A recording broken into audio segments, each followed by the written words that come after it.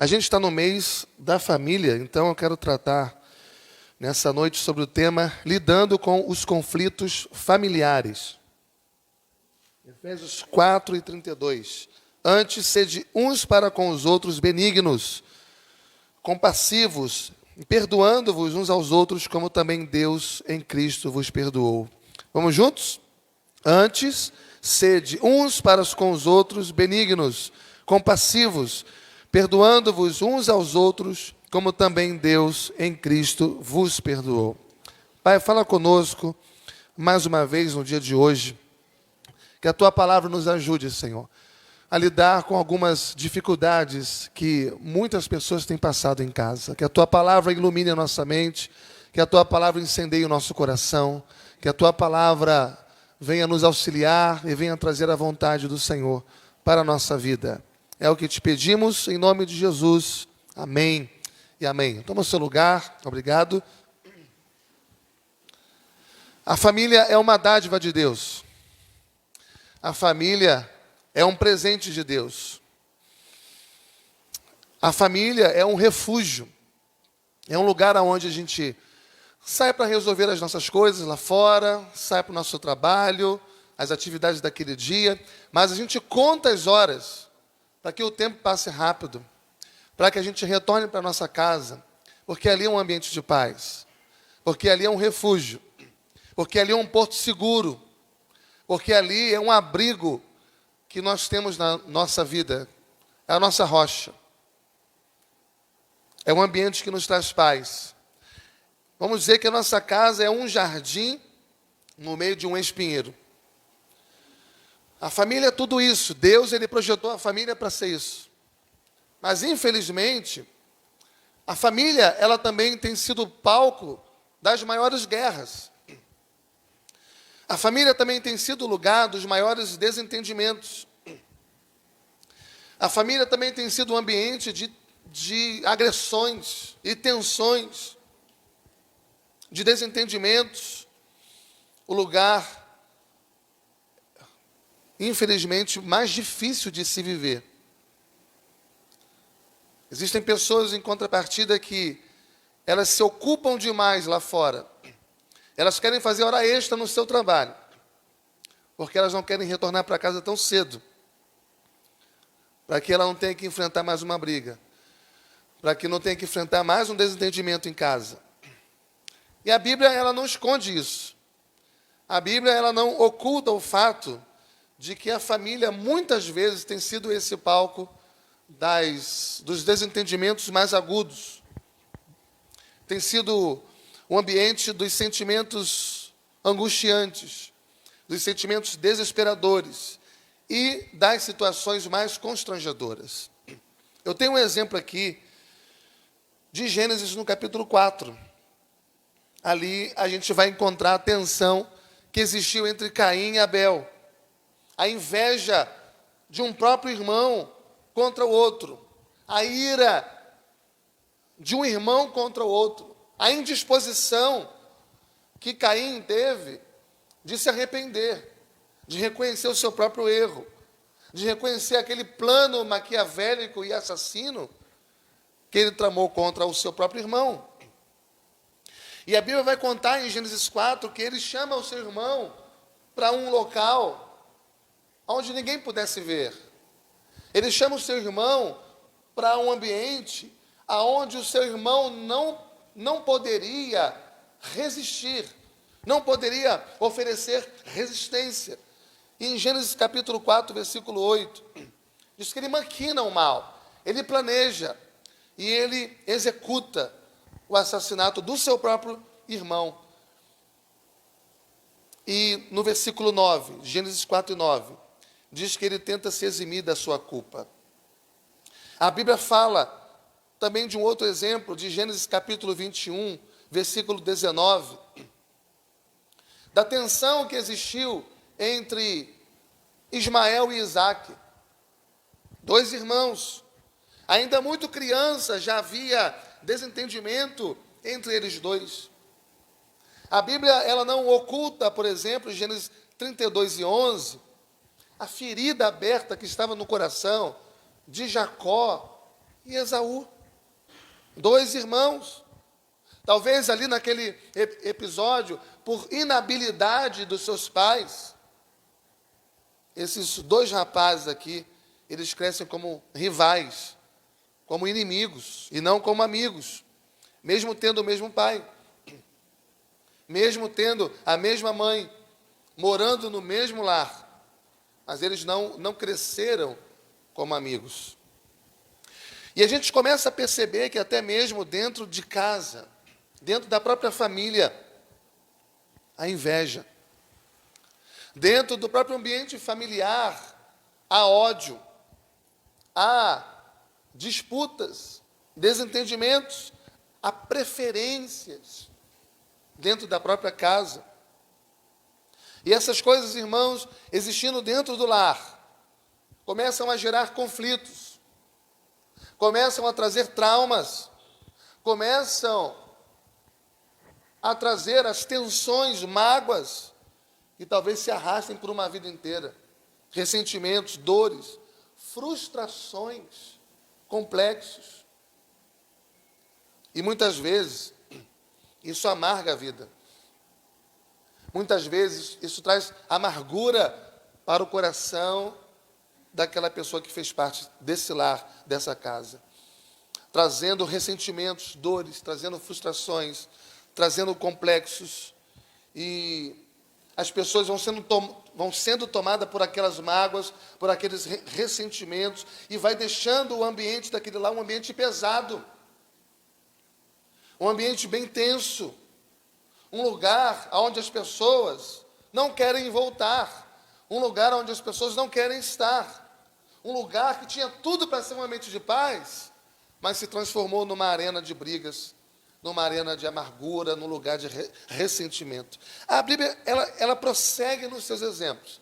E ela também chega em Gênesis capítulo 37, especificamente no versículo 4.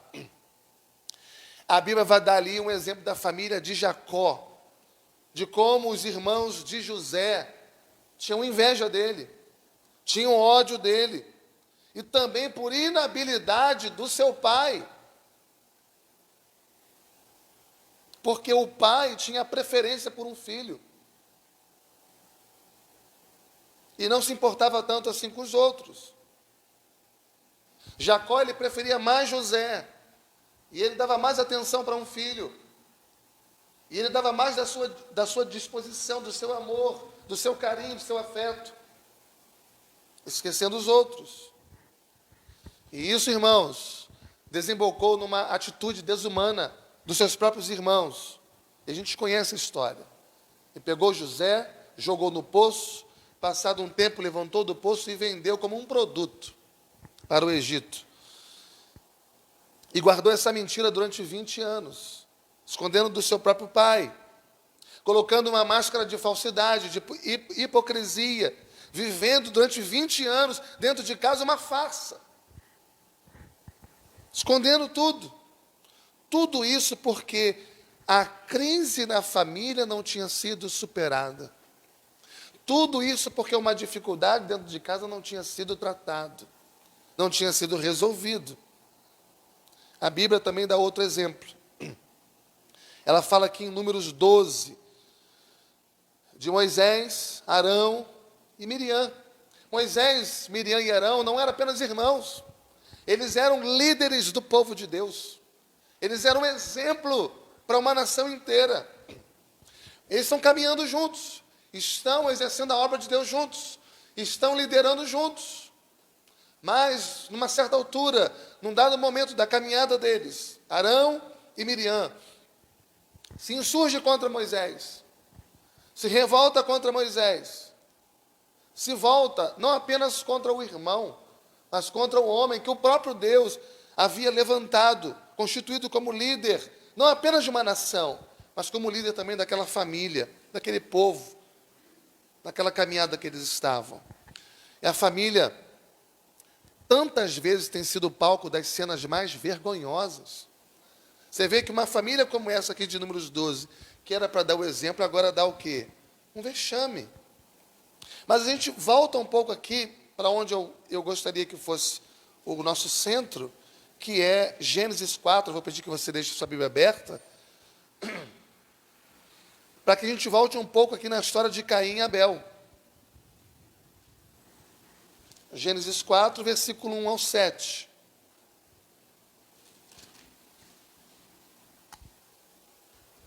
Coabitou o homem com Eva, sua mulher. Esta concebeu e deu à luz a Caim. Então disse: adquiri um varão com o auxílio do Senhor. Depois deu à luz a Abel, seu irmão.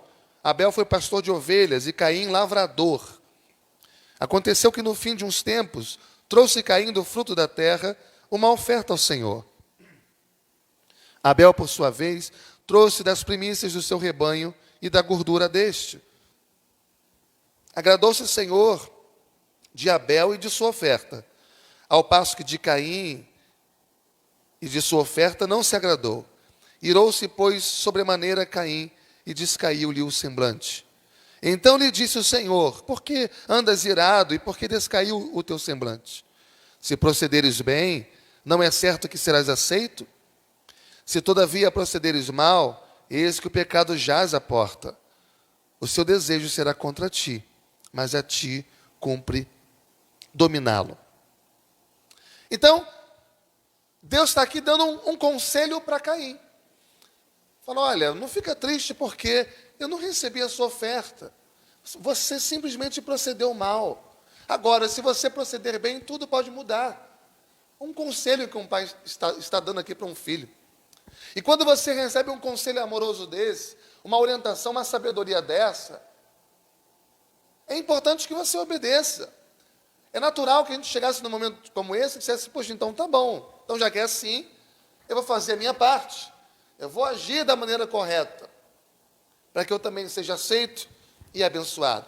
E a Bíblia diz que o Caim, então, em vez dele mudar a sua conduta, em vez dele se arrepender, ele coloca a máscara da frieza, da indiferença, da amargura. Ele se enche de ressentimento. Mas ele faz isso por fora, ele faz isso por dentro, porque por fora ele não demonstra isso. Ele demonstra que entendeu. Ele demonstra que agora ele vai ser diferente, que vai dar tudo certo. Mas por dentro ele é frio, ele começa a maquinar. A gente leu do versículo 1 ao 7, mas perceba, no versículo 8, ele chama o seu irmão para o campo, como se fosse um grande amigo desse irmão. Como se fosse celebrar com esse irmão. Mas chega no momento que ele mata o seu próprio irmão e ele esconde, como se pudesse, esse pecado. E no versículo 9, Deus, então, o aborda. E Deus faz uma pergunta para ele aqui no versículo 9. E a pergunta que Deus faz é: ô Caim, onde está o seu irmão Abel? Onde está o seu irmão Abel?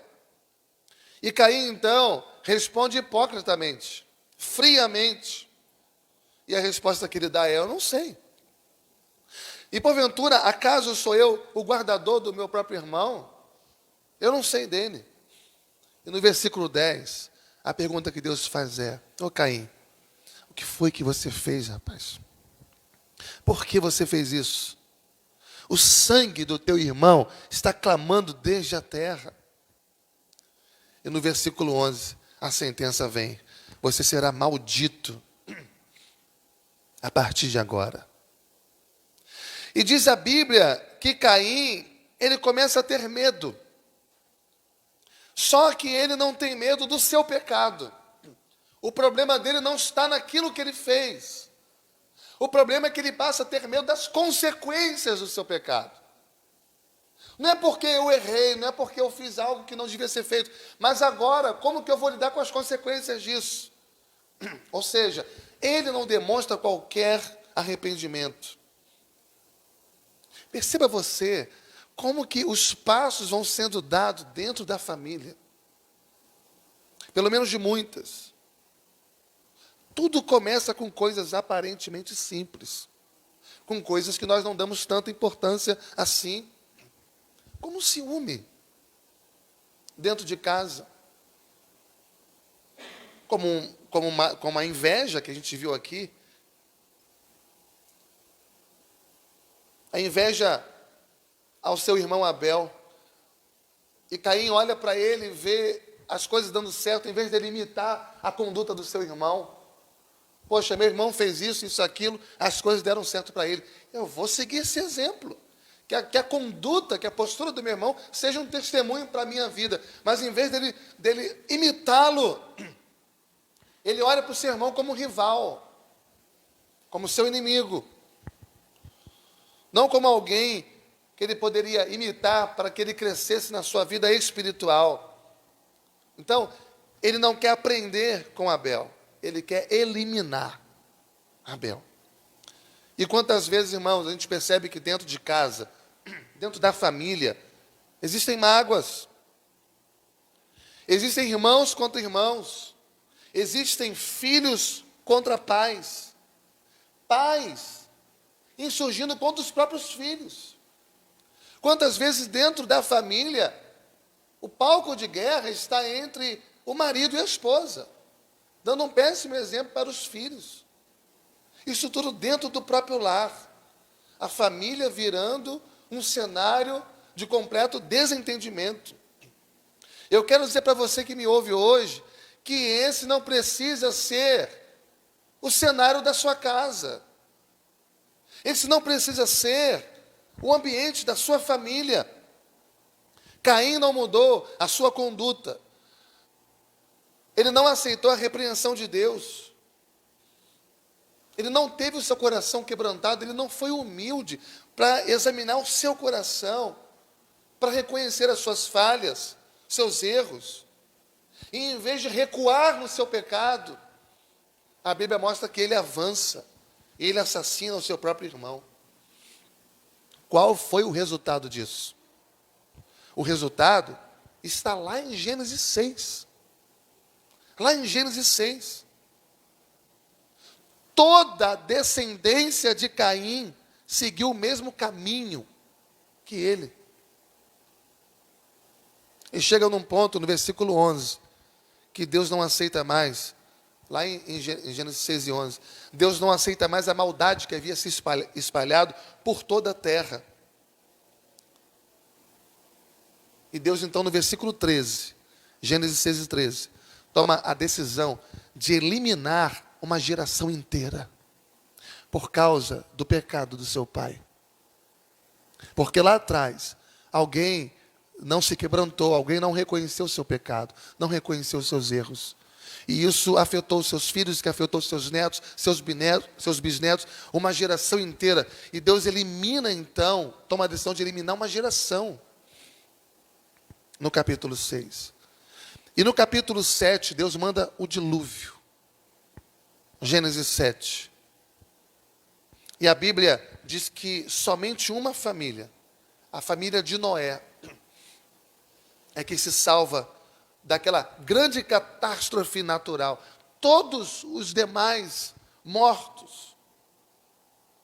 Porque Deus havia enviado um juízo.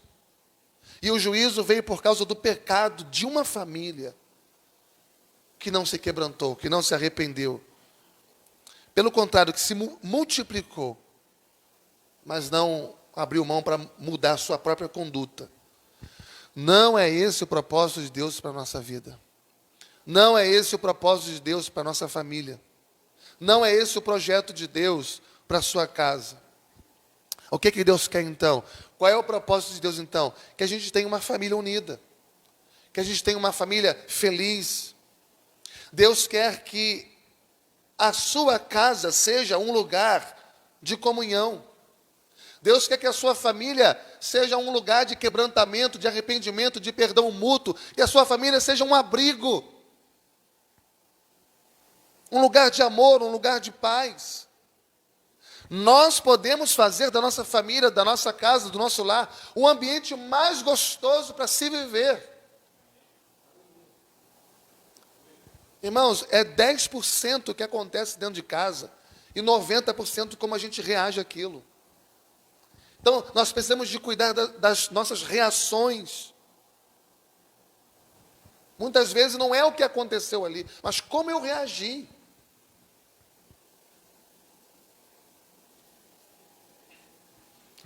A nossa família pode ser o melhor lugar, mas nós precisamos semear isso. Se nós não semearmos, não há como nós colhermos. E a gente semeia amizade, a gente semeia amor, a gente semeia o perdão, a gente semeia a aceitação, a gente semeia a compreensão. E a gente vai ter, então, a atitude de abençoar a nossa casa, a atitude de abençoar a nossa família, de respeitar o pai, de respeitar a mãe, de respeitar o irmão, de respeitar os filhos, os cônjuges, entender os limites uns dos outros. Então, você que é pai, você que é mãe, você precisa de ter atitude de amar igualmente os seus filhos e de criar os seus filhos na disciplina do Senhor, na demonstração do Senhor. A Bíblia diz que os nossos filhos são herança de Deus. E se são herança de Deus, nós precisamos então valorizar essa herança, ter tempo para os nossos filhos e cuidar dos nossos filhos como uma joia preciosa que Deus nos deu. Deus confiou em nossas mãos para que a gente tenha o nosso coração convertido aos filhos, o coração dos pais convertido aos filhos, e para que os filhos também tenham a sua disposição, seu coração convertido também aos pais. Então, o lar é um lugar de esforço para que as coisas estejam bem. É um lugar onde a gente luta, é onde a gente batalha pela paz. Como alguém já disse, é melhor ser feliz do que ter razão. E às vezes as brigas mais acirradas, porque nós queremos impor a nossa razão. Muitas vezes é necessário abrir mão disso, para ser feliz, para que o seu lar seja um lugar de vida, seja um lugar de comunicação, um lugar de alegria, de diálogo, de celebração. Um lugar onde a gente sofre junto, onde a gente chora junto, mas também um lugar onde a gente celebra junto, onde a gente festeja junto, um lugar onde a gente possa buscar abrigo um no outro. Amém, irmãos? Então, nós precisamos investir na família.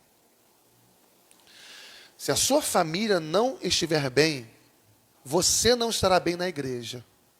Se a sua família não estiver bem, você não vai estar bem no seu trabalho. Se a sua família não estiver bem, você não vai estar bem nem nos seus estudos. Uma pesquisa foi feita com umas crianças de algumas escolas. As crianças com as menores notas, eram crianças que enfrentavam dificuldades, grandes dificuldades em casa. A família não estava bem. O psicológico não estava bem, o emocional daquela criança não estava bem, aquilo estava refletindo nas suas notas. Quando a família não está bem, nenhum aspecto da nossa vida consegue ficar bem. Talvez a escolha que alguém faça, a opção que alguém faça, seja de abandonar a família, seja de abandonar o lar, seja de tentar uma segunda família, de traçar um novo rumo. Mas a solução não é essa. Quando se tem um problema na família, não se foge dos problemas. Os problemas não foram feitos para nós fugirmos dele. Os problemas acontecem para nós resolvermos. Não se foge de problemas, enfrenta-se problemas. Não se foge de problemas, resolve-se problemas. Uma pesquisa feita no Brasil, aqui no Brasil, aponta para um crescimento no divórcio de 200%, só no Brasil. 200%. Ou seja, de cada 100 casamentos, 25 deles acabam em divórcio. Não é esta a saída. Não é esta a solução. Os problemas que existem, principalmente dentro de casa, eles precisam ser trabalhados.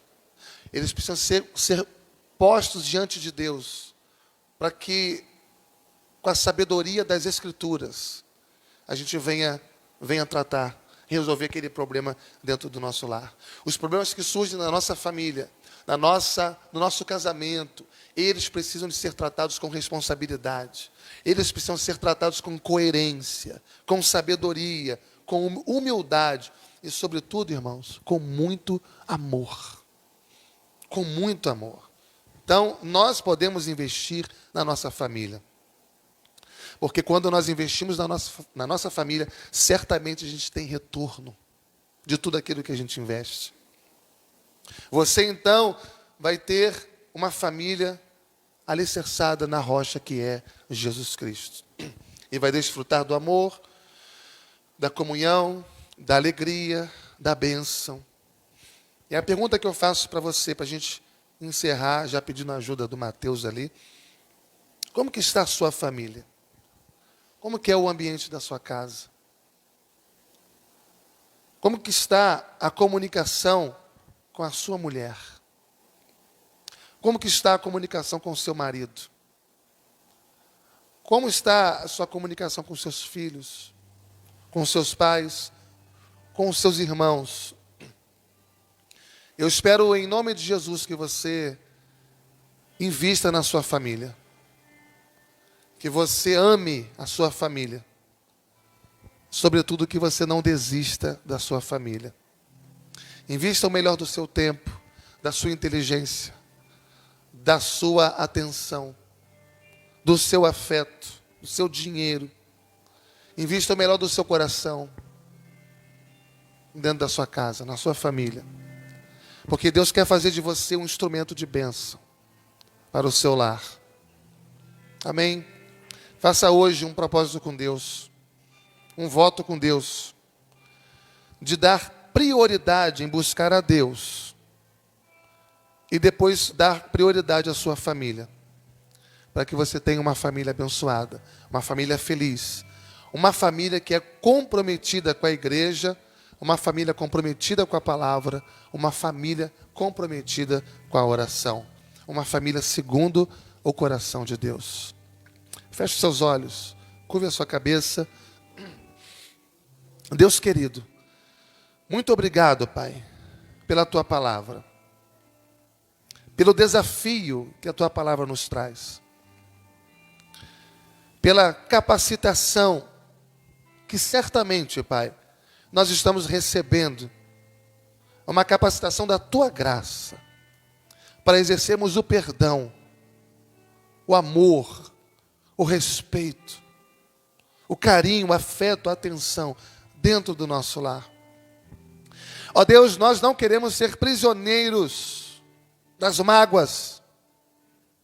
Nós não queremos, principalmente em família, ter um coração adoecido pelo ressentimento. Dá-nos, Senhor, a capacidade de tirarmos todo o pus da ferida e dar-nos a bênção de vivermos livres, ó Pai, dessas algemas. E permita que aquele que me ouve tome a decisão de perdoar, de amar, de respeitar, de comunicar incondicionalmente, ó Pai, para que também possam ser perdoados e para que também possam receber o Teu perdão e para que possam viver uma vida plena, uma vida abundante. Abençoa a nossa família, Pai. Essa é a nossa súplica, que nós fazemos em nome e por amor do nosso Senhor e Salvador, Jesus Cristo. Que todos digam amém e amém. Glória a Deus. Glória a Deus.